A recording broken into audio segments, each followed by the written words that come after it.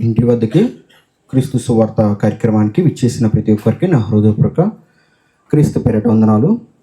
Rahul base తగ్గివా కొద్దిగా. అందరూ దయచేసి వచ్చిన వారందరూ తల ఉంచినట్లయితే ప్రార్థన చేసుకుని జ్ఞానం కలిగిన మాటలు, మన బ్రతుకుకు అవసరమైన మాటలు కొన్ని బైబిల్ గ్రంథం నుంచి చదువుకుందాం. ప్రార్థన. అందరూ దయచేసి తలలో ఉంచినట్లయితే ప్రార్థన చేసుకుందాం. మహాపరిశుద్ధుడా, సర్వోన్నతుడా, కృపా కనికరం జాలి వాత్సల్యత కలిగిన మా గొప్ప తండ్రి, మీ ఘనమైన నామానికి క్రీస్తు వారి పరిశుద్ధ నామంలో ఈ సాయంకాల దినంన చల్లపూటన స్తుతులు స్తోత్రములు కృతజ్ఞతాస్తులు తండ్రి మేము ఎక్కడెక్కడ వారమో, ఏ కులాల వారమో, మతాల వారమో తండ్రి, ఒక చోట చేరి నీ సన్నిధిలో తండ్రి మీ జ్ఞానం గల మాటలు వినుటకు మాకు దయచేసిన గొప్ప రక్షణకై స్తోత్రాలు కృతజ్ఞతాస్తులు తండ్రి ఎందరికో గొప్ప గొప్ప వారికి దక్కలేని ఈ భాగ్యాన్ని మాకు అల్పులైన మాకు దయచేసి మీ ప్రేమ చూపించి మీ కనకరం చొప్పున మమ్మల్ని నడిపిస్తున్న విధానం బట్టి మీకే స్తోత్రాలు కృతజ్ఞతాస్తులు తండ్రి. ప్రతి వారం శనివారం జరిగే ఈ సువార్త సభలో మీరు జ్ఞానం కలిగిన మాటలు ప్రతి ఒక్క బిడ్డను నిలబెట్టుకుని తండ్రి, యవనస్తులను నిలబెట్టుకొని ప్రతి వారం అందిస్తున్న మేలైన మాటలు బట్టి స్తోత్రాలు కృతజ్ఞతాస్తులు తండ్రి. గత వారంలో మారు మనసుని గూర్చిన అవగాహన పార్ట్ 1 చెప్పి ఉండగా తండ్రి, ఈ వారంలో మారు మనసు గూర్చిన పార్ట్ 2 చెప్పబోచుండగా సహాయతను కృపను అనుగ్రహించమని కోరుకుంటూ తండ్రి, నీ పిల్లలు విననే వారు తండ్రి ఆ మాటలు శ్రద్ధగా విని తమ హృదయంలో భద్రపరుచుకొని స్థిర మనసును శుద్ధ హృదయం కలిగిన వారమే ఇక్కడ నుంచి వెళ్ళి మీ వాక్యాలతో బ్రతుకుటకు సహాయతను కృపను అనుగ్రహించమని కోరుకుంటూ, అలాగే చెప్పనైన తండ్రి అవి నా సొంత మాటలు కాదు కానీ తండ్రి మీ ఆత్మచిత మారు నాకు అందిస్తుండగా వాటిని నా సహోదరులతో పంచుకోవడానికి సహాయతను కృపను అనుగ్రహించమని కోరుకుంటూ సమస్తము మీ చేతికి అప్పగిస్తూ ఇంకా నీ సన్నిధికి ఈ కార్యక్రమానికి రావాలనే ఆసక్తి కలిగి ఎవరైతే నీ పిల్లలు మార్గం మధ్యలో ప్రయాణం ఉన్నారో వారందరినీ క్షేమంగా నీ సన్నిధికి నడిపించి మీ జ్ఞానం గల మాటలు వినటకు సహాయం దయచమని కోరుకుంటూ క్రీస్తు వారి పరిశుద్ధ నామంలో కృతజ్ఞతాస్తులు చెల్లించి ఈ ప్రార్థన మనలో వేడుకుంటున్నాం అక్కల తండ్రి. ఆమె కుడి వచ్చిన మీ అందరికీ మరోసారి క్రీస్తు ప్రకటనలు తెలియపరుస్తూ ఒక వాక్యాన్ని చదువుకొని మనం ముందుకెళ్ళిపోదాం. మార్కు సువార్త మొదటి అధ్యాయము 15వ వచనం. మార్కు సువార్త మొదటి అధ్యాయము 15వ వచనం. కాలము సంపూర్ణమై ఉన్నది, దేవుని రాజ్యము సమీపించి ఉన్నది, మారు మనసు పొంది సువార్తను నమ్ముడని చెప్పుచు దేవుని సువార్తను ప్రకటించుచు గలిలయకు వచ్చును. చాలండి. కాలము సంపూర్ణమైనది, దేవుని రాజ్యము సమీపించి ఉన్నది. కాబట్టి మనం అందరం ఏం చేయాలి? మారు మనసు పొందాలి. మారు మనసు ఏంది? మనకి మారు వేషం తెలుసు, లేదా మారు అన్నం తెలుసా? మారన్నం అంటే ఏంటో? మారన్నం ఎంతమంది తెలుసు? మారన్నం అంటే మారు వేషం అంటే ఇప్పుడు నేను ధరించిన వేషం కాకుండా ఇంకో విచిత్రమైన ఏదన్నా వేషం వేస్తే అది మారు వేషం అంటారు. మారన్నం అంటే ఏం లేదు, పెరుగన్నమే. పాత రోజుల్లో కూరన్నం తినిన తర్వాత ఆ పళ్ళని ఏదైతే అన్నం తింటారో కూరన్నంతో ఆ పళ్ళని శుభ్రపరిచిన పళ్ళెంలో మళ్ళీ పెరుగు వేసుకొని మళ్ళీ తింటారు. దాన్ని మారన్నం అంటారు. లేదా ఆ పళ్ళని తీసేసి వేరే ప్లేట్ని తీసుకొని ఆ పళ్ళెంలో పెరుగన్నం వేసుకొని తింటారు. ఇప్పుడు మనం అట్లా చేయం. ఇప్పుడున్న వాళ్ళందరూ అట్లా చేస్తారు, కూరన్నం తిన్న దాంట్లోనే పెరుగన్నం కూడా కలుపుకొని తినేస్తారు. ఇప్పుడు పెరుగు ఎలా ఉంటుంది? తెల్లగా శుద్ధిగా బాగుంటుంది. కూరన్నం తిన్న దాంట్లో మనం పెరుగన్నం కలిపితే ఏమైంది? కొద్దిగా కల్మషం జరిగితే నూనె కలవటము లేకపోతే కారం కలవటము పెరుగు టేస్ట్ మారిపోయింది. అంటే పాత రోజుల్లో ఏంటంటే ఒక అన్నం తిన్న తర్వాత మారన్నం తినంటారు. ఒకసారి మీ సువార్త పనికి వెళ్తే, సువార్త పరిచయకి ఏదో పల్లెటూరుకి వెళ్తే మారన్నం తినండి అన్నారు. మాకు అర్థం కాదు ఫస్ట్లో. ఏంటో మారన్నం అంటే అప్పుడు అక్కడ ఉన్న కొద్దిగా పెద్దలు చెప్పారు, మారన్నం అంటే ఏం లేదా, పెరుగన్నమే, కాకపోతే ఈ ప్లేట్ని మార్చుకొని ప్లేట్లు తినాలి అని చెప్పారు. అది అలాగ అర్థమైంది మాకు. అలాగే మారు మనసు అంటే ఇప్పుడు మనకున్న మనసుని మనం ఏం చేయాలి? మార్చుకోవాలి. ఎందుకు మార్చుకోవాలి? మనం మనసుని ఎందుకు మార్చుకోవాలి? దేవుడు మనల్ని ఏ విధంగా పుట్టించాడు? పరిశుద్ధంగా, యథార్థవంతులుగా, నీతిమంతులుగా పుట్టించాడు. ఇప్పుడు చిన్న బాల్యంలో మనం ఎదిగే కొలది ఏం చేసేస్తాను? వివిధమైన తంత్రాలు కల్పించుకొని మన మనిషికి ఏం చేసాం? కల్మషం పట్టించాం. మన మనసుకి పాపం అంటించాం. మన మనసుకి అపరాధం అంటించాం. తద్వారా మన మనసు ఏమైపోయింది? కలంకం అయిపోయి దేవుని వైపు చూడలేకపోతున్నాము. కలంకం అయిపోయి దేవుని వైపు చూడలేక, మనం దేవుని తట్టు తిరగలేక, దేవుని అడుగుజాడలో మనం నడుచుకోలేక, దుష్టిని అనుసరిస్తూ దుష్టలోకంలో కొనసాగుతున్నప్పుడు మనం చనిపోతే నిత్యనాశనానికి వెళ్ళిపోతాం అన్న స్థితిని మనకి గుర్తు చేస్తూ మీరు మారు మనసు పొందండి. ఎందుకంటే దేవుని రాజ్యం సమీపించింది. కాలం ఇంకా గతించిపోతుంది. ఇంకా కాలం ఎక్కువ కాలం ఉండదు, అది కాలం గతించిపోతుంది. దేవుని రాజ్యం సమీపంగా, అంటే మీకు దగ్గర వచ్చింది దేవుని రాజ్యం. ఆ దేవుని రాజ్యం పొందాలంటే మీరేం చేయాలి? మారు మనసు పొందాలి. మారు మనసు పొందాలంటే మనం ఏం చేయాలి? మనం ఇప్పుడు దాకా గతంలో మనం ఇప్పుడు దాకా చేసిన కార్యక్రమాలన్నీ గుర్తు చేసుకొని అవి మంచివా చెడ్డవా ఒకసారి పరిశీలన చేసుకొని, నేను చేసిన కార్యాలు నాకు ఉపయోగకరంగా ఉంటాయా, లేదు నాకు నష్టపరుస్తున్నాయా అని చూసుకొని మనం ఏం చేయాలి? మనం చేసే కార్యక్రమాలన్నీ ఎలా ఉంటాయి? దుష్ట కార్యక్రమాలు ఎక్కువ ఉంటాయి. ఎందుకంటే సమాజంలో మనం బ్రతుకుతున్నప్పుడు మనం ఎంత నీతిగా బ్రతుకుదామన్నా, మనం ఎంత యథార్థంగా బ్రతుకుదామన్నా, మనం ఎంత పరిశుద్ధంగా బ్రతుకుదామన్నా సమాజం మనల్ని పాడు చేసిద్ది. సమాజం మనల్ని వాళ్ళతో పాటు కలిపేసుకునేది. కాబట్టి మన మనసు ఏమైపోయింది? పాడైపోయిన మనసును మనం ఏం చేయాలి? శుద్ధి చేసుకోవాలంటే మనం ఎక్కడికి వెళ్ళాలి? ఒక వైద్యుడి దగ్గరికి వెళ్ళినా మన మనసు శుద్ధి అవుతుందా? ఒక వైద్యుడి దగ్గరికి వెళ్ళి, అయ్యా నా మనసు ఇలా కల్మషం అయింది, ఇలా పాపంతో నిండిపోయింది, నన్ను శుద్ధి అని వైద్యుడి దగ్గరికి వెళ్తే ఆయన శుద్ధి చేయగల? ఈ శరీరానికి ఏదన్నా నష్టం అయితే, ఈ శరీరానికి ఏదన్నా అస్వస్థత జరిగితే వైద్యుడు ఏదో ఒక మెడిసిన్ ఇచ్చి లేదా ఏదో ఒక ఆహార నియమాలు చెప్పి మనకి ఖచ్చితంగా నయం చేయగలడు. లేదు జ్ఞానవంతులు శాస్త్రవేత్తల దగ్గరికి వెళ్ళి, అయ్యా నాకు ఇలా జరిగింది, నేనేం చేయాలి అని ఏదన్నా జ్ఞానాన్ని ఎత్తుకోగలవా? శాస్త్రవేత్తల దగ్గరికి వెళ్ళి నా మనసు ఇలా కల్మషం చెందిందయా, దేవుడు నాకు ఇచ్చిన మనసు నేను పాడు చేసుకుని దాని కల్మషాన్ని పట్టించాను, అపరాధం పట్టించాను, కాబట్టి నాకు ఆ కల్మషం తీసివేసుకోవడానికి నాకు జ్ఞానాన్ని నేర్పించని శాస్త్రవేత్తల దగ్గరికి వెళ్ళి మనం అడిగితే వాళ్ళని చెప్పగలరా? చెప్పలేరు. వాళ్ళు కూడా ఏదో ఒక పాపమో, వాళ్ళు కూడా ఏదో ఒక అపరాధమో, వాళ్ళు కూడా ఏదో ఒక దుష్టత్వం చేసి వాళ్ళ మనసులు కూడా చెడిపోయి ఉంటుంది. మనం ఎవరి దగ్గరికి వెళ్ళాలి ఇప్పుడు? అందరికీ దావీదు రాజు అని ఒక రాజు ఉన్నాడు పాత నిబంధనలు, మీకు అందరికీ తెలుసు. దావీదు రాజు అనే రాజు ఒకానొక స్థితిలో పాపం చేస్తాడు. నీతిగా కొనసాగుతున్న సందర్భంలో పాపం చేసి అపరాధం చేసి దేవుని చేత ఉగ్రతకు లోనవుతాడు. అప్పుడు దేవుని ఉగ్రత అతని మీదకి రాబోతుందని అతని దగ్గరికి వచ్చి ఒక ప్రవక్త చెప్తాడు, నువ్వు చేసిన కార్యక్రమం మంచిది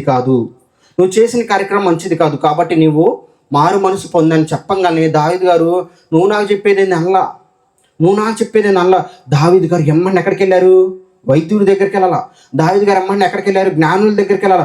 దావీదు గారు ఈ మనసు ఎవరైతే మార్చగలరో, ఈ మనసు ఎవరైతే శుద్ధి చేయగలరో ఆయన దగ్గరికి వెళ్ళిపోయాడు హుటాహుటిన. దావీదు గారు ఆయన దగ్గరికి వెళ్ళిపోయి తన మనసు మార్చమని, తన మనసుని శుద్ధి చేయమని బ్రతిమలాడుతున్నాడు. చూద్దాం ఒకసారి మాట. దావీదు గారు రాసిన కీర్తనలు ఒకసారి చూద్దాం. దావీదు గారు రాసిన కీర్తనలు 51వ అధ్యాయము, కీర్తన గ్రంథం 51వ అధ్యాయము 10వ వచనం చూడండి. దావీదు గారు రాసిన కీర్తనలు 51వ అధ్యాయం 10వ వచనం చూడండి. దేవా నా యందు శుద్ధ హృదయము కలుగు చేయము, నా అంతరంగములో స్థిరమైన మనసు నూతనముగా పుట్టించు. అంటే ఇదివరకు మనసు ఉంది దావీదు గారికి, ఆ మనసు పాపం చేయడం వల్ల ఏమైంది? చెడిపోయింది, కల్మషం ఉంటుంది. కాబట్టి ఆయన మనసుని ఏం చేయమంటున్నాడు దావీదు గారు దేవుని దగ్గరికి వెళ్ళి? నూతనపరచు, స్థిర మనసు నాకు దయచేసి నా మనసుని నూతనమైన మనసు నాకు దయచేయని దేవుని బతిమలాడుకుంటున్నాడు. అసలు దేవుడు ప్రతి మనిషిని పుట్టించినప్పుడు ఎటువంటి మనసుని పెట్టి, ఎటువంటి హృదయాన్ని పెట్టి దేవుడు పుట్టించాడంట? ఒకసారి ప్రసంగి గ్రంథం చూద్దాం. ప్రసంగి గ్రంథం 7వ అధ్యాయము 29వ వచనం చూడండి. ప్రసంగి గ్రంథం 7వ అధ్యాయము 29వ వచనం. ఇది ఒకటి మాత్రము నేను కనుగొంటిని, ఏమనగా దేవుడు నరులను యథార్థవంతులుగా పుట్టించను గాని వారు వివిధమైన తంత్రములు కల్పించుకొని ఉన్నారు. ఎవరు? నరులు, మనుషులు. దేవుడు యథార్థవంతులుగా ప్రతి మనిషిని పుట్టిస్తే మనుషులు మాత్రం ఏమైపోయారంట? వివిధమైన తంత్రములు, ఎవరికి ఇష్టం వచ్చినట్టు పాపాలు చేయటం, అపరాధాలు చేయటం, లేకపోతే దుష్క్రియలు చేయటం, ఇలా చేయడం వల్ల వాళ్ళ మనసు ఏమైపోయింది? పాడైపోయింది. వాళ్ళ హృదయం అయిపోయింది, పాడైపోయింది. వాళ్ళు కల్మషంతో నిండిపోయి ఉన్నారు. ఇప్పుడు దేవుని వైపు చూడాలన్నా, దేవుని దగ్గరికి వెళ్ళాలన్నా వాళ్ళ మనసు ఎలా ఉంది? దుష్టత్వంతోనూ, పాపంతోనూ, అపరాధంతో నిండిపోయింది కనుక దేవుని దగ్గరికి వెళ్ళలేకపోతున్నారు. దేవుని కల్లారా చూడలేకపోతున్నారు. ఎందుకు చూడలేకపోతున్నారు? వాళ్ళ హృదయం దేంతో నిండిపోయింది? పాపంతో నిండిపోయింది, అపరాధంతో నిండిపోయింది. నిండిపోయిన వాళ్ళ మనసును ఏం చేసుకోమంటున్నాడు దేవుడు? మీ మనసు మార్చుకోండి అంటున్నాడు మార్కు సువార్త ప్రకారం. ఎందుకు మార్చుకోమంటున్నాడు? మీ మనసు మార్చుకొని మీ క్రియలు మళ్ళీ సజావంగా, మళ్ళీ మీ క్రియలు ఎలా ఉండాలి? నీతి క్రియల వైపు అడుగులు వేయండి అని బ్రతిమలా అంటున్నాడు. ఎందుకు? మీరు మనసు మార్చుకోకపోతే, మీరు పాపంలోనే ఇంకా బ్రతుకుతూ ఉంటే, చనిపోతే ఎక్కడికి వెళ్తారు? నిత్యనాశనానికి వెళ్తారు. ఆ నిత్యనాశనం ఒక రోజు 2 రోజులు ఉండేదా? లేదు ఒక నెల 2 నెలలు ఉండేదా? లేదు ఒక 10 సంవత్సరాలు 20 సంవత్సరాలు ఉండేదా? కాదు. నిత్యనాశనం అనేది యుగ యుగాలు ఉండేది. ఒక క్షణం మనం ఆ దోవన కడ్డి వెలిగించేటప్పుడు ఆ అగ్గిపుల్ల మండుతూ చివరికి వచ్చి మన ఏలుకి అంటుకోగలని మనం ఏమవుతాం? ఆ అగ్గిపుల్లని విసిరేసి చేతిని ఇలా ఇదిలిస్తూ ఉంటాం. ఎందుకు ఇదిలిస్తాం? మన శరీరానికి కొద్దిగా గాయమైంది, మంట అందుకుంది. ఆ మంటను మనం తట్టుకోలేక శరీరాన్ని ఇట్టా విదిలించుకుంటున్నామే. అలాంటిది యుగ యుగాలు ఉండే నరకంలో మనం పడిపోతే మనల్ని తప్పించుకోవడం మన వల్ల కాదు. దేవుడు కూడా దిగిరాడు నరకంలో ఒక్కసారి జారిపోయి ఉంటే. కాబట్టి మన మనసు మార్చుకోవాలి. మనసు మార్చుకొని మనం ఎక్కడికి రావాలి? దేవుని దగ్గరికి రావాలి. ఈరోజు చాలామంది క్రైస్తవ సమాజంలో మనసు మార్చుకుంటున్నారు. మనసు మార్చుకొని ఎటువంటి క్రియలు చేయాలి? నూతనమైన క్రియలు, దేవుని వైపు క్రియలు, ఆ మారు మనసుకు తగ్గట్టు క్రియలు చేయాలి. కానీ అలా చేయట్లా. మనసు మార్చుకోక ముందు ఎలాంటి క్రియలు అయితే చేశారో మనసు మార్చుకున్నా కూడా అదే క్రియలు చేస్తున్నారు. ఈరోజు ఒక క్రైస్తవ కుటుంబంలో తల్లిదండ్రులు, 2 పిల్లలు ఉన్నారు అనుకుందాం. తల్లిదండ్రులు 2 చర్చికి వెళ్తారు, పిల్లలు మాత్రం ఎక్కడికి వెళ్తారు? సండే, ఆదివారం ఆటలాడతానుకో, సినిమాలకో, లేకపోతే ఎక్కడికి వెళ్తారు. ఎందుకు? వీళ్ళ తల్లిదండ్రులు పొందుకున్న మారు మనసు యొక్క విలువ వాళ్ళ పిల్లలకు తెలియలేదు. ఎందుకు తెలియలేదు? ఈరోజు క్రైస్తవ సమాజంలో చాలామందికి మారు మనసుకి పదానికి అర్థం తెలీదు. బాప్తిస్మం అనే పదానికి అర్థం తెలీదు. చర్చిలకి వెళ్తున్నారు, మీటింగ్కి వెళ్తున్నారు, కానీ వీటి యొక్క పరమార్థం తెలీదు. మారు మనసు, బాప్తిస్మం గురించి చాలా విలువైన మాటలు ఇవి మనతో పాటు మన పిల్లలకు కూడా చిన్నప్పటి నుంచి బాల్యం నుండి నేర్పించాలి. ఎందుకు? ఇవి మనల్ని ఎక్కడికి చేరుస్తాయి? ఈ మారు మనసు, బాప్తిస్మం అనేవి పరలోకానికి చేరుస్తాయి. మన పరలోకానికి యుగ యుగాలు ఉండే సంతోషకరమైన ఒక లోకానికి మనం వెళ్ళాలంటే మనం ఏం చేయాలి? మారు మనసు పొందుకొని పరిశుద్ధత కలిగి బాప్తిసం పొందుకొని పరిశుద్ధులుగా కొనసాగుతూ ఉండాలి. ఇలా కొనసాగుతున్నప్పుడే దేవుని క్రియలు, యథార్థమైన క్రియలు కొనసాగిస్తున్నప్పుడే మనం ఏమవుతాం? మనం చనిపోగానే దేవుడున్న నిత్య రాజ్యాన్ని మనం చేరగలం. లేదంటే మనం ఏమైపోతాం? దుష్క్రియల చేత లేదా పాడైపోయిన క్రియల చేత మనం ఇంకా కొనసాగుతూ ఉంటేనే, మనం మారు మనసు పొందుకున్నా కూడా అలాంటి కార్యక్రమాలు చేస్తూ ఉంటేనే మనం చనిపోతే నిత్యనాశనానికి వెళ్ళిపోవడం ఖాయమవుతుంది. కాబట్టి మన కార్యాలు ఎలా ఉండాలి? నీతి కార్యాలు ఉండాలి, యథార్థమైన కార్యాలు ఉండాలి, సజీవమైన కార్యాలు ఉండాలి. మనం ఏదైనా పని చేస్తున్నాం అంటే అది మనకి ఎంతవరకు ఉపయోగపడుతుంది? మనం ఏదైనా పని చేస్తున్నాం అంటే అది మనల్ని ఎంతవరకు నడిపించగలదు? అది మనకి ఎంతవరకు లాభం అవుతుంది అని మనం ఆలోచించుకోవాలి. ఎందుకు ఆలోచించుకోవాలి? ఈరోజు ఏదైనా పని చేస్తున్నాం అంటే అది 2 రోజులు, 3 రోజులు, 4 రోజులు వంటికి ఉంటుంది. ఈరోజు పొద్దున్నే మన పనులకి మనం వెళ్ళిపోతాం. పొద్దున్నే 8, 9 లేదా 10 వెళ్ళిపోయి సాయంత్రం 6 లేదా 7 మనం ఇంటికి వస్తే మనకు ఎంత వస్తుందో ఒక మామూలుగా ఎగ్జాంపుల్గా 1000 నుంచి 1500 లేకపోతే 800 నుంచి 1600 వరకు వస్తుంది అనుకుందాం. అది ఎన్ని రోజులు ఉంటుంది మన దగ్గర? అది మన దగ్గర ఎన్ని రోజులు ఉంటుంది? ఉంటే 1 రోజు లేకపోతే 2 రోజులు ఉంటుంది. అది 2 రోజులు ఉండి తర్వాత జీవనం ఎట్లా అంటే తర్వాత రోజు మన జీవనం ఎట్లా? మళ్ళీ మనం పనికి వెళ్ళాలి.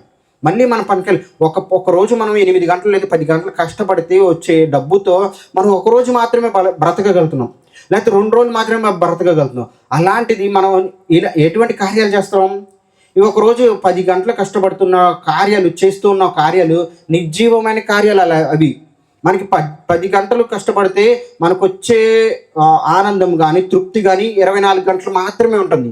కానీ సజీవంగా మనం యుగాలు తృప్తి పొంది ఆనందంగా ఉండే ఒక కార్యక్రమాన్ని చేయాలంటే మనం ఏం చేయాలి? నీతి కార్యాలు చేయాలి, యథార్థమైన కార్యాలు చేయాలి. యథార్థమైన కార్యాలు చేయాలంటే మనం ఏం చేయాలి? మన మనసు మార్చుకొని దేవుని తట్టు తిరుగుతూ, దేవుని వైపు తిరిగి దేవుని కార్యాలు చేస్తూ ముందుకు కొనసాగుతూ ఉండాలి. అలా చేయని పక్షంలో, మనం లోకంలో బ్రతుకుతున్న పక్షంలో మనం చేసే ప్రతి కార్యము నిర్జీవమైనది. దానివల్ల మనకి ఎటువంటి ఉపయోగం ఉండదు. ఈ రోజు నేను కష్టపడుతున్నాను, నాకు 800 1000 లేదా 2000 వస్తున్నాయి, నేను మొబైల్ కొనుక్కోగలుగుతున్నాను, లేదా బండి కొనుక్కోగలుగుతున్నాను, లేదా ఇల్లు కట్టుకోగలను. ఎన్నాళ్ళు ఉంటాం? మనం ఎంతో కష్టపడి సేవింగ్స్ చేసి ఒక 20 లక్షలు 30 లక్షలు పోగు చేసి ఒక గృహం నిర్మించుకుంటాం. ఒక గృహం నిర్మించుకుంటే దాంట్లో ఒక 30 సంవత్సరాలు కష్టపడి ఒక 20 లక్షలు పోగు చేసి ఒక ఇల్లు కట్టుకుందాం అనుకున్నాం. ఇల్లు కట్టుకుంటే మనం ఎన్ని సంవత్సరాలు బ్రతకగలం? దాంట్లో 100 ఏళ్ళు ఏమైనా బ్రతకగలమా? మనం ఎంతో కష్టపడి ఎంతో ఆనందంతో ఎదురు చూపులతో కట్టుకున్న ఆ గృహంలో మనం ఎన్ని సంవత్సరాలు బ్రతకగలం? 20 సంవత్సరాలు బ్రతకగలమా? 30 సంవత్సరాలు బ్రతకగలమా? లేదు ఒక 100 సంవత్సరాలు. ఎప్పుడు చనిపోదామో తెలియని ఆయుష్, ఒక గ్యారంటీ లేని మన జీవితం, ఎప్పుడు ముగిస్తుందో తెలియని మన జీవితం కోసం మనం ప్రాకులాడుతూ వెళ్ళిపోతున్నాం తప్పితే నిర్జీవమైన క్రియల వైపు మనం కొనసాగుతున్నాం తప్పితే సజీవమైన క్రియల వైపు మనం కొనసాగట్లా. ఇది లోకంలో ఉన్న వారికి తెలియదు కాబట్టి వాళ్ళు వెళ్ళిపోతూ ఉంటారు, వాళ్ళు లోకంలోనే ఆనందాన్ని వెతుక్కుంటారు. కానీ క్రైస్తవులుగా మనం మారు మనసు పొంది క్రీస్తుని అంగీకరించి మనం క్రీస్తుని వెంబడిస్తున్నప్పుడు మన కార్యాలు ఎలా ఉండాలి? మనం చేస్తున్న కార్యం ఎంతవరకు మనల్ని నడిపించగలదు, మనం చేస్తున్న పని ఎంతవరకు మనం లాభం అవ్వదు అని ఆలోచన చేసుకోవాలి. ఇలా చేయకపోని పక్షంలో మనం ఏమైపోతాం? లోకంలో పడి లోకస్తులు ఎలాగైతే పోతున్నారో వాళ్ళలాగే మనం కూడా పోతూ ఉంటాం. ఒకసారి మారు మనసు పొంది బాప్తీసం పొందుకున్నాక మళ్ళీ గతంలో చేసిన కార్యాలే మనం చేస్తూ ఉన్నాం అనుకో, నువ్వు మారు మనసు పొందుకుని ఏం లాభం? నువ్వు మారు మనసు పొందుకుని ఏం లాభం చెప్పండి? ఓసారి చూద్దాం, ఇంకో మాట చూద్దాం. అపోస్తల కార్యాల గ్రంథం అపోస్తల కార్యములు 3వ అధ్యాయము ఒకసారి చూద్దాం. 3వ అధ్యాయము 20వ వచనం. మీ కొరకు నియమించిన క్రీస్తు యేసును ఆయన పంపునట్లు మీ పాపములు తుడిచివేయబడు నిమిత్తమును మారు మనసు నుండి తిరుగుడి. మనం ఏం చేయాలంట? మన పాపాలు తుడిచివేయబడాలంటే మనం ఏం చేయాలి? మారు మనసు పొంది తిరగాలి. ఎటు తిరగాలి? ఇప్పుడు దాకా ఒక మార్గంలో మనం వెళ్తూ ఉన్నాం, పాప కార్యక్రమాలు చేస్తూ ఒక మార్గంలో వెళ్తున్నాం. మనం మారు మనసు పొందుకొని ఇంకో మార్గంలో వెళ్ళాలి, దేవుని వైపు మరలాలి, దేవుని కార్యాల వైపు మరలాలి, దేవుని వైపు అడుగులేస్తూ ఉండాలి. అంతేగాని మనం మారు మనసు పొందుకొని కూడా గతంలో వెళ్ళిన రూట్లోనే మనం వెళ్ళానుకోండి, మారు మనసు పొందినా కూడా మనకు అవకాశం లేకుండా పోతుంది. అప్పుడు దేవుడు యేసుక్రీస్తు అని మన కొరకు పంపించాడు లేదా పంపిస్తాడని ఆలోచన కలిగి మనం ఉండాలంటే ఏం చేయాలి? మారు మనసు పొంది తిరగాలి. మనం తిరగలేదనుకో పాపక్షమాపణ మనకు ఉండదు. తిరగకుండా మనం మారు మనసు పొందుకోకుండా, మన క్రియలు మార్చుకోకుండా మనం మారు మనసు పొందుకున్నా కూడా అదే కార్యక్రమాలు చేస్తూ వెళ్ళిపోయాం అనుకోండి, దేవుడు మనకి పాపక్షమాపణ చేయడు. ఎందుకు? మనం బాప్తీసం పొందుకున్నా ఉపయోగం ఉండదు. మనం గతంలో ఏ కార్యక్రమాలు అయితే చేసామో, ఏ క్రియలు అయితే చేసామో మళ్ళీ అదే క్రియలు చేస్తూ వెళ్ళిపోతుంటే దేవుడు మనల్ని క్షమిస్తాడా? దేవుడు మనల్ని ప్రేమిస్తాడు? మళ్ళీ దేవుడు మనల్ని కనికరిస్తాడా? కనికరించడు. దేవుడు మనల్ని కనికరించాలన్నా, దేవుడు మనల్ని ప్రేమించాలన్నా, దేవుడు తన కరుణ మన వైపు చూపాలన్నా మనం ఏం చేయాలంటే, మనం ఎప్పుడు దాకా ఒక మార్గంలో వెళ్ళిపోతూ ఉన్నాం, పాప కార్యక్రమాలు చేస్తూ వెళ్ళిపోతూ ఉన్నాం, దుష్కార్యాలు చేస్తూ వెళ్ళిపోతున్నాం. కానీ ఆ కార్యక్రమాన్ని మనం ఫుల్ స్టాప్ పెట్టి, అవి నిర్జీవమైన కార్యాలు, వాటి వల్ల నాకు ఉపయోగం లేదు అని మనం ఆ కార్యాన్ని విడిచిపెట్టి ఎటువైపు తిరగాలి? దేవుని తట్టు తిరగాలి. దేవుని తట్టు తిరిగి దేవుని కార్యక్రమాలు చేస్తూ ముందుకు కొనసాగుతూ ఉండాలి. ఇలా చేయలేని పక్షంలో మనం ఏమైపోతాం?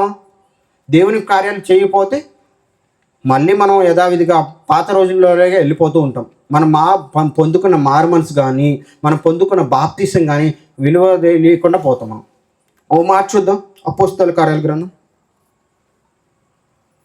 26వ అధ్యాయము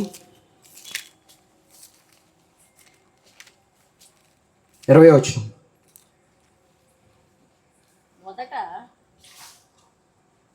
మొదట దమస్కులోని వారికిని, యెరూషలేములోను, యూదా దేశం అంతటను, తర్వాత అన్ని జనులకును వారు మారు మనసు పొంది దేవుని తట్టు తిరిగి మారు మనసుకు తగిన క్రియలు చేయవలెనని ప్రకటించుచుంటిని. మనం దేవుని తట్టు తిరిగి దేవుని కార్యక్రమం మనం పొందుకున్న మారు మనసుకు తగ్గట్టు మన కార్యక్రమాలు చేస్తూ వెళ్ళాలి. దేవుని వైపు తిరిగి దేవుని కార్యాలు చేస్తూ వెళ్ళాలి. అలా చేయని పక్షంలో మనం ఏమైపోతాం? మళ్ళీ మన పాత విధంగా వెళ్ళిపోతాం. కానీ మన కార్యాలు ఎలా ఉన్నాయి? ఒకప్పుడు మన కార్యాలు ఎలా ఉన్నాయి చూద్దాం ఒకసారి. గలతీయులకు రాసిన పత్రిక 5వ అధ్యాయము గలతీయులకు రాసిన పత్రిక 5వ అధ్యాయము 19-21 వచనం దాకా చదువుకున్నాం.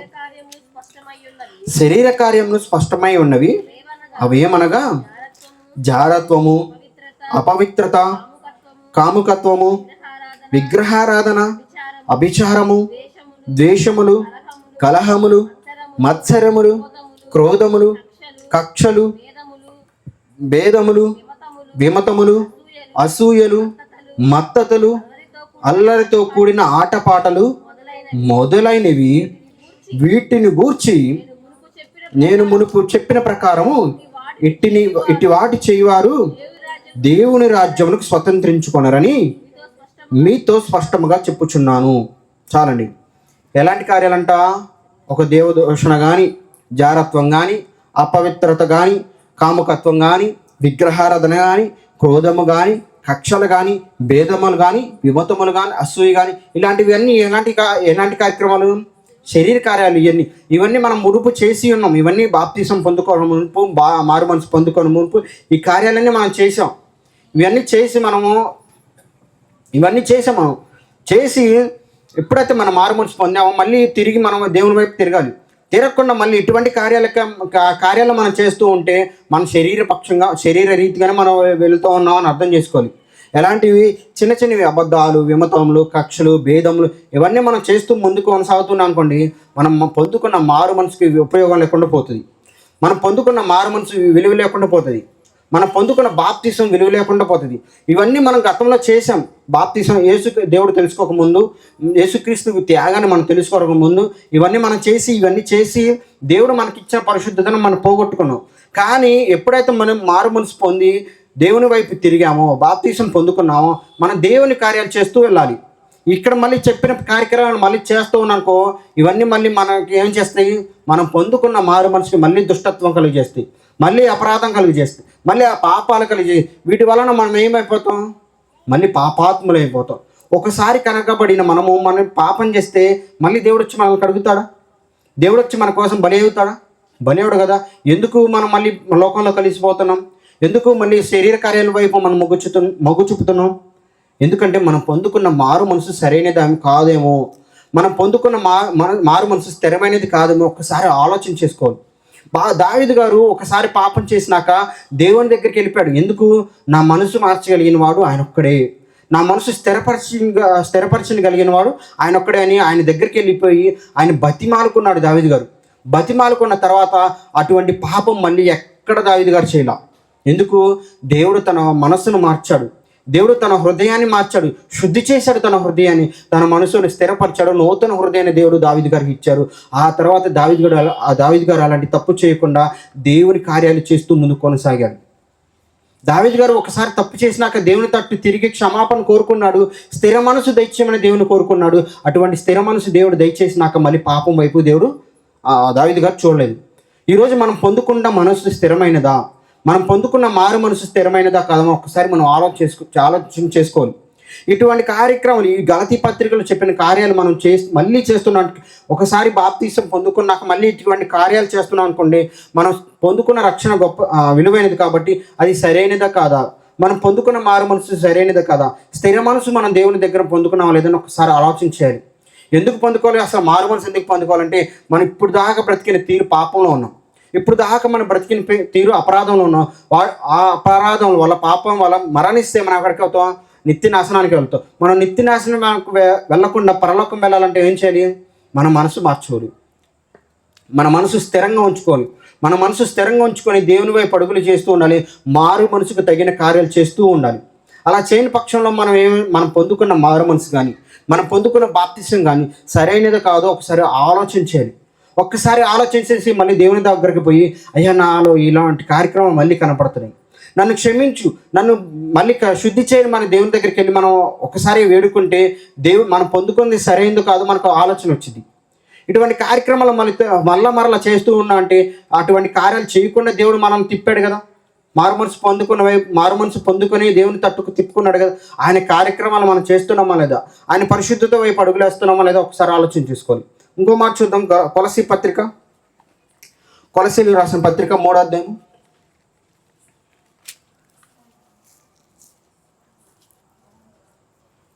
5-10 వరకు చదువుకుందాం. కొరసలీకి రాసిన పత్రిక 3వ అధ్యాయము 5-10 వరకు.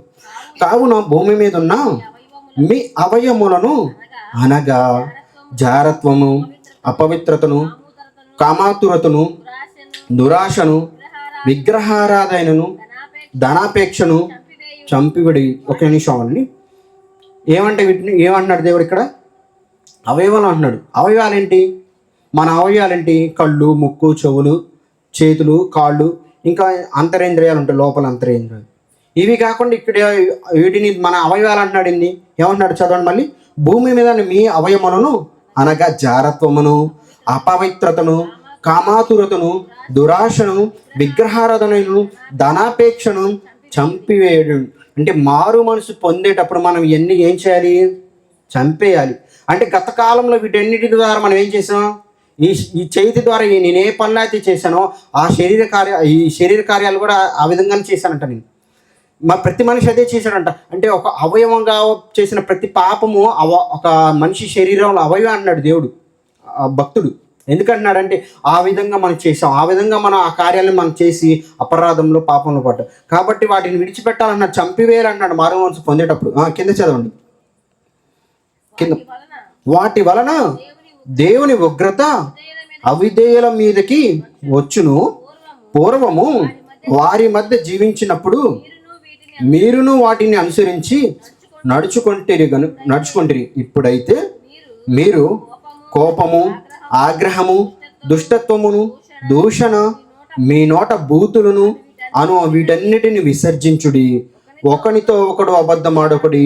ఏలయనగా ప్రాచీన స్వభావం దాని క్రియలతో కూడా మీరు పరిత్యజించి జ్ఞానము కలుగు నిమిత్తమును దానిని సృష్టించిన వాని పోలిక చొప్పున నూతన పరచబడుచున్న నవీన స్వభావమును ధరించుకొని ఉన్నారు.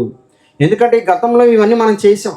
వీటన్నిటిని విడిచిపెట్టి దేవుడు మనల్ని మళ్ళీ ఏం చేస్తాడంట? నవీన స్వభావం, నవీన స్వభావం తెచ్చి మనల్ని పరిశుద్ధ కార్యక్రమాల వైపు నడిపిస్తున్నాడు.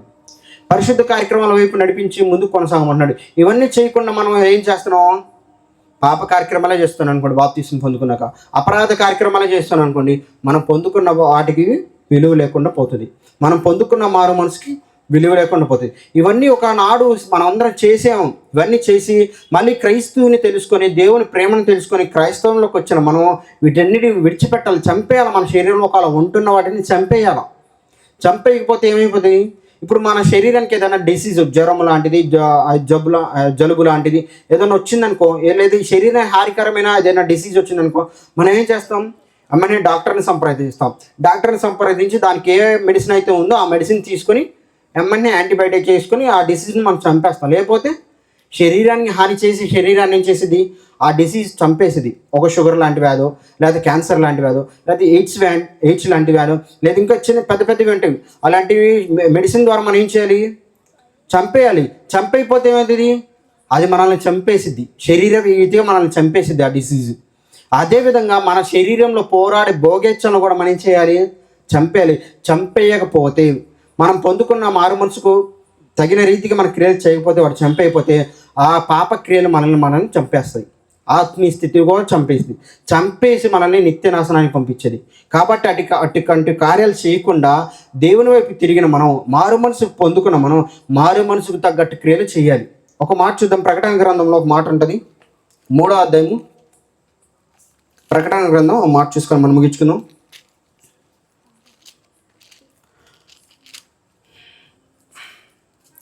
క్షమించండి. ప్రకటన గ్రంథం 2వ అధ్యాయము 5వ వచనం చూడండి.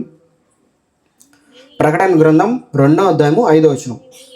నీవు ఏ స్థితిలో నుండి పడిపోతావో అది జ్ఞాపకము చేసుకొని మారు మనసు పొంది ఆ మొదటి క్రియలను చేయుము. అట్లు చేసి నీవు మారు మనసు పొందితేనే సరి, లేని ఎడల నేను నీ యొద్దకు వచ్చి నీ దీపస్తంభమును దాని చోట నుండి తీసివేతును. ఎందుకంటే మనం మారు మనసు పొందుకొని అపక్షమాపణ పొందుకొని బాప్తిసం పొందుకున్న మనం ఏం చేయాలి? నీతి కార్యాలు ఫస్ట్లో మనం బాగానే చేస్తూ ఉంటాం. కాలక్రమేణా గడిచే కొన్ని ఏంటంటే లోకంలో కలిసిపోతూ ఉంటాం.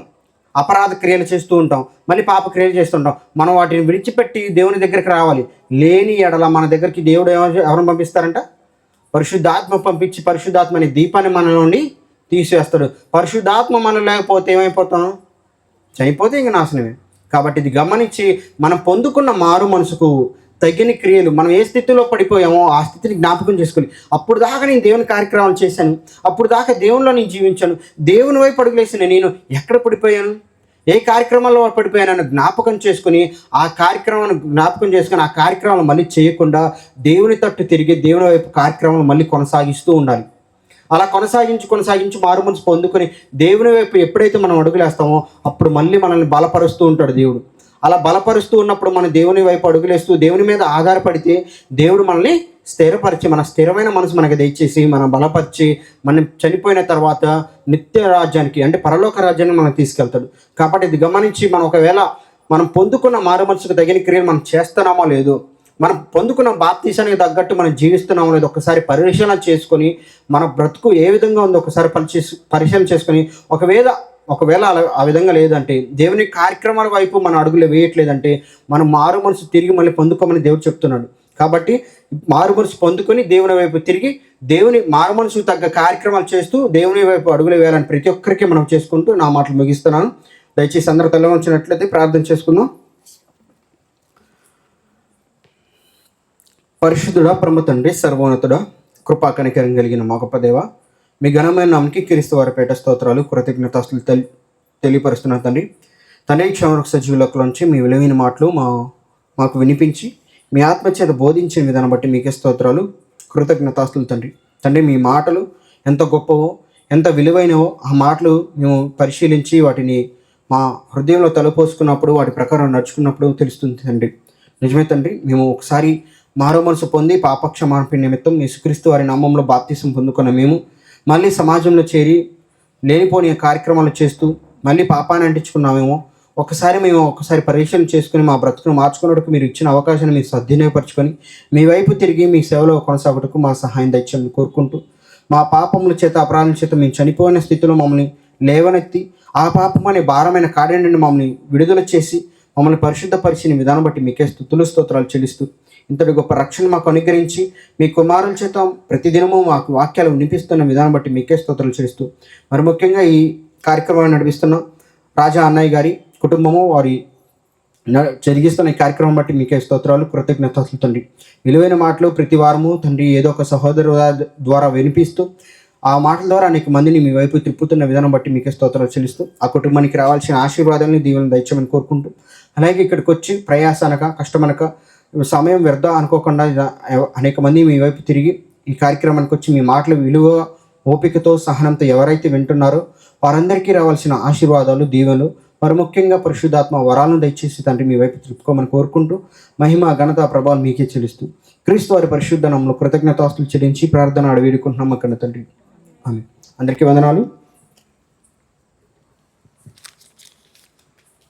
మంచిదండి. మరి కొన్ని మాటలు మనతో పంచుకున్న సోదరుడు సురేష్ గారికి యేసుక్రీస్తునామములో ఉన్నాడు. మరి చక్కని మాటలు మీరు విన్నారని మరి నేను నమ్ముతూ, మరి ఇప్పుడు దాకా జరిగిన నిమిత్తం అలాగే నిమిత్తం మన సోదరుడు మధు గారు ప్రార్థన చేస్తారు.